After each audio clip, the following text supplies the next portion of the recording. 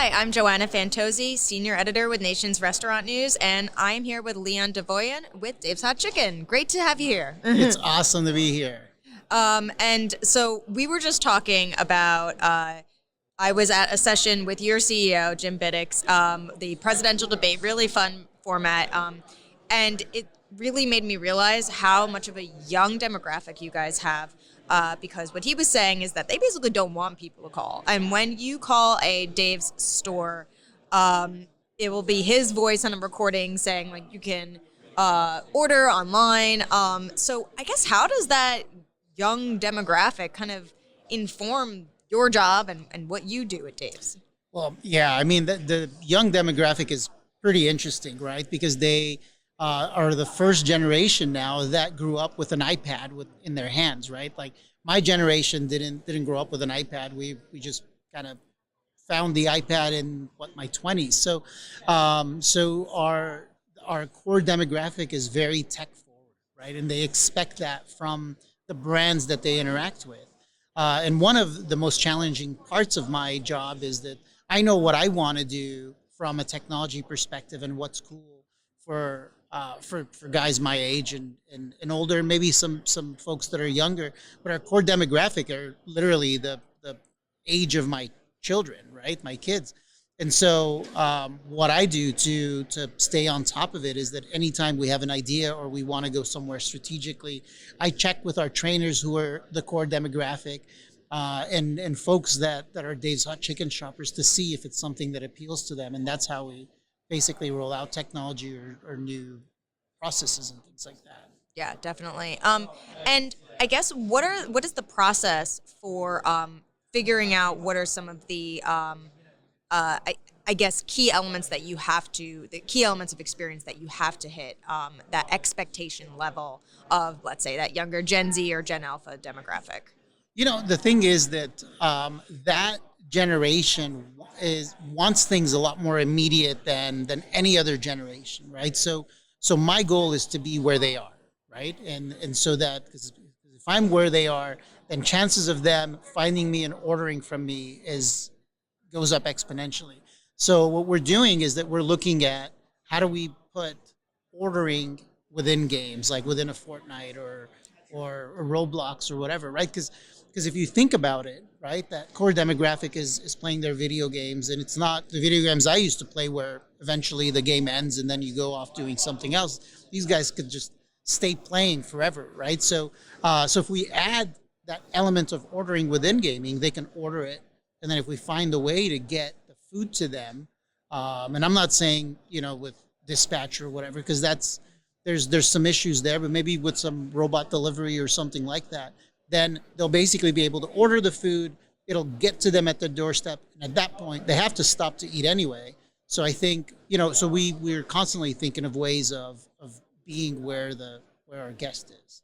I love that idea of meeting your guest where they are. And something that's really interesting is that reminds me of the metaverse, which is something we haven't talked about in a while because I do feel like it feels a little bit like it was a flash in the pan. Yeah. But they were also talking about that, ordering through while you're in game. And so is in-game ordering something you guys are doing right now or something you're looking toward in the future? Well, the metaverse topic is very interesting because we've been chasing after that we've had an open project with the metaverse in the Web3 space for about a year and a half now. And so now we're engaged with two different vendors, right? Each of them does something else in Web3, but we're absolutely chasing after the in-game ordering. And there's also, and I don't know if this will ever come to fruition, there's also another provider that's sort of building conference room space and concert space within the metaverse where, let's say, if you want to go to Paris Fashion Week, right, and you're just a regular fashionista that can't get your ticket to Paris Fashion Week, where you could put on your goggles, your Apple Vision goggles, and be right there, front row at Paris Fashion Week. So we're also chasing after that technology because we want to make sure that we're there and we have some kind of an ordering experience when that kind of stuff comes into fruition. Yeah, it's really interesting because it sort of feels like, to some degree, Web3 hasn't quite taken off yet. There was a couple of ups and downs, and It feels like everyone was really excited about it for a little while, and then there are still brands like yourselves that think that this is something that could be important in the future. And so, what do you think it'll take to get to that point where where Web3 and the metaverse is a really important part of branding? I think it's coming, right? And I agree with you that in the beginning it was like this big thing, and then I think brands tried to figure it out, and they couldn't quite figure out what to make of Web3. I think the for some reason adoption is much slower than Web 1 and 2. Like Web 1 and 2 were like really easy to figure out, right? And so with Web 3, and the technology is not there yet either, right? Because today, if I want to buy, a pair of goggles and, the VR goggles, I'm going to spend a couple $100 and then put them on, and then what's next, right? You can play a few games. I mean, all of that has to come to fruition. But I think in the next 5 years, we'll definitely be going to concerts, and the concert providers will sell that same front center row seat to millions of people, and we'll all be in our, in our living rooms in our comfortable lazy boy, with a goggle on, basically right there in, front row. And so I think that's sort of the evolution of Web3, right? And eventually, when Gen Alpha starts going into the workplace, I guarantee you they're going to be, at home on their couch in their underwear, basically with goggles on, attending board meetings with a suit or whatever it is that's, that the professional attire is at the time. But it's all headed in that direction. So, for us, being in the Web3, I don't want to just say I'm in Web3 and have like a 3D store that you can go in and visit and not really do anything with. I want it to be purposeful. So I'm willing to spend the money, but it has to have purpose. And so that's why we're chasing after the ordering piece in Web3. And, when it comes to fruition, we'll be there because we have some active projects and we're working on it, but it's not quite there yet. Yeah. So that's the future, and you guys are investing in what could be the future in the next 10 years or so. But what do you think is going on right now? How are you meeting your customers where they are, like today? Well, we just launched a new mobile app, and that's and now we have a platform that we can build on top of. Our previous provider was sort of the templated mobile app solution provider, so there was a lot of convincing to get them to allow us to plug things into the mobile app, and that's not their business model, right? So now we're with a provider that allows you to plug things in. So now that we've launched the mobile app, we're going to build on top of that. We're going to put some extra conveniences on top of the mobile app from some external vendors, and we're also doing a lot of innovation around the KDS and the POS solution. So the whole idea of this big overarching project is that we want to make ordering very convenient, and reordering very convenient, and also the pickup process. So I'm looking at the whole thing from ordering all the way to post pickup, and trying to figure out pain points for the guest, and then eliminating those pain points with technology. Mm-hmm. It's interesting that you mentioned that you redid the app, because it seems like that's a thing that everyone's doing. So many operators I know are ditching the previous providers that they had, partnering with new ones, building their own app, maybe some proprietary technology, people out there that build versus buy debate. I guess so. And something that I'm hearing that's so important to this, as you kind of alluded to, is customization. And so I guess how important to you is customization of a mobile app to make it look like Dave's and not just, this is the same app that everybody else has? Yeah, differentiation to me is not what I'm chasing after with our mobile app, right? I think your mobile app needs to be stable, it needs to be functional, it needs to be convenient. And if you can achieve that with a templatized solution, I think you should go that route. I'm definitely I lean towards buy. But for us, if you think about it, three of our meals are a combination of two tenders, right? Have it be that if you're getting a slider or two sliders or two tenders. And when you look at our ordering process, I felt that our V1 version of the mobile app was very scrolly. And so because you had to first, select your heat level, and then the modifications for that tender, and then you had to select the heat level for your second one, and then the modifications. And that was part of this whole building process, sometimes get lost in the ordering, right? Because it's like you're like, am I working with the first tender, second tender? So I don't know if you've seen our new mobile app. It literally puts each tender side by side, so you're basically working with Yeah. both tenders, one on each side, and it was a game changer for us.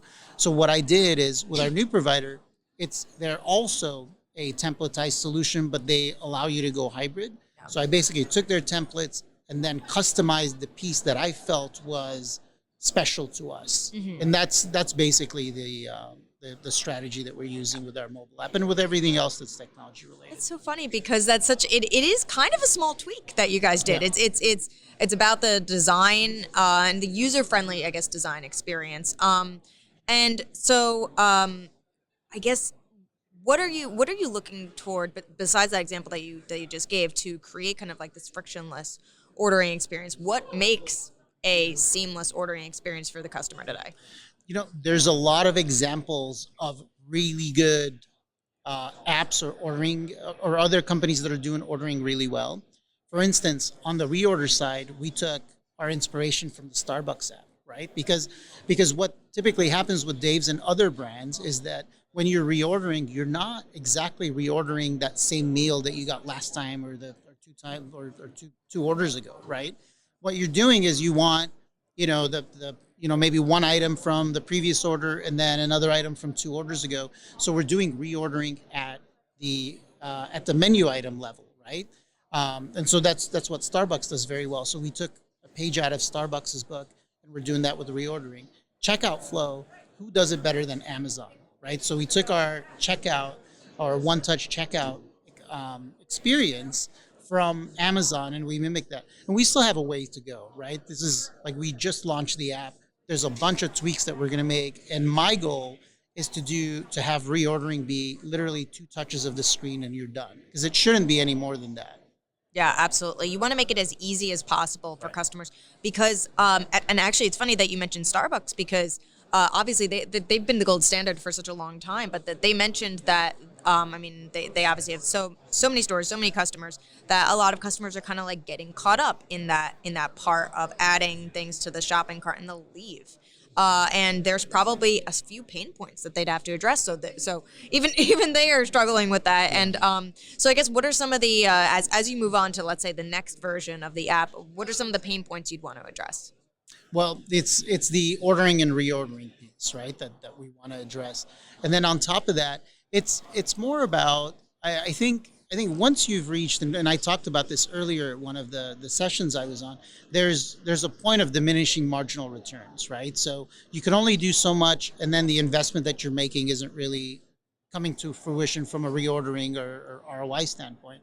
So, but what we are doing is we're going to add some pieces of functionality to the app because I feel like the brand is beyond just food, right? Spiced chicken tenders, right? I think there's a lifestyle piece to the app. So not only are we bringing in our merch store into the app and allowing you to use your loyalty points to get merchandise, kind of like how the hotels and the airlines do it, but I also want to give people that don't have a Dave's Hot Chicken nearby a reason to download the app and use it. But I can't tell you what that is, so you have to wait until it comes out. I'm excited to hear. I'm excited to hear. It sounds like you're kind of saying that the technology and branding can go hand in hand. So how are you working with the branding folks at Dave's? Are you guys working like closely or? It's I work closely with everybody in the company, right? Because I feel like, and I've said this multiple times, I feel like IT is kind of moving into the center of the company. Maybe they're not making all the decisions, but they're supplementing the decision making or the implementation or whatever. Like anything that anyone touches in the company, have it be that it's the cashier at the restaurant all the way up to our CEO, has some type of IT component that they're interacting with at every single minute of their lives. So it's very important for IT to be there and for us to have a strong department and strong influence. And it's critical for us to have that friendliness, that collaborativeness with the other departments. And as it pertains to marketing, our CMO is like literally my favorite person. Like he's like my favorite human, and that helps, right? It helps that we all work well with each other and like each other. No one has personal agendas. Like those types of things like really help the company grow and flourish, and for us to like kind of chase after that common goal. But it's very important to have that collaboration, not just with marketing, but with everybody in the company. it makes things much easier. Yeah, I'm sure. And since we are, here at FS Tech, right outside of the marketplace, where there's a ton of vendors for people to go and talk to and have conversations with, I guess. So, what are you looking for when you kind of like walk the show floor? Is there anything that you have in mind for solutions that you might look toward implementing in the future? When I walk the showroom floor, I'm usually shopping for things that I'm going to do a year from now, right? Because I already know what I'm going to do from now until next, let's call it end of August, beginning of September. So I'm kind of shopping for what I'm going to start doing end of September, right? And the way we approach technology is that, everything sounds good, right? Everything sounds good when you're speaking to the salespeople and you're looking at demos. But what we'll do is we'll look at 10 things, narrow it down to 2 things that we want to test.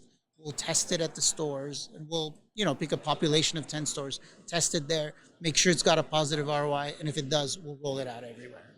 Okay. Sometimes you get your 2 for 2 for the year, sometimes you're not. So, that's basically how we approach it. So there's a lot of new exciting technology this year, which is very exciting because sometimes things get stale, right? You see the same vendors, they have the same offering. There's no new vendors, no new tech. So those years are kind of disappointing, and it goes in a cycle, right? There's, sometimes you show up to the show and it's like it's all new, and Innovation Alley is like you want to interact with everyone in Innovation Alley because they're doing something, groundbreaking. And then sometimes you go to Innovation Alley, it's like the same guy from 2 years ago. So it's very exciting to be here this year because there's a lot of new tech, a lot of new technology that's coming out. I agree. I'm going to probably hit the show floor soon to talk to the Innovation Alley folks too. Well, I think that's a great note to end on. Thank you so much for being here, Leon. Really appreciate it. Thank you for having me.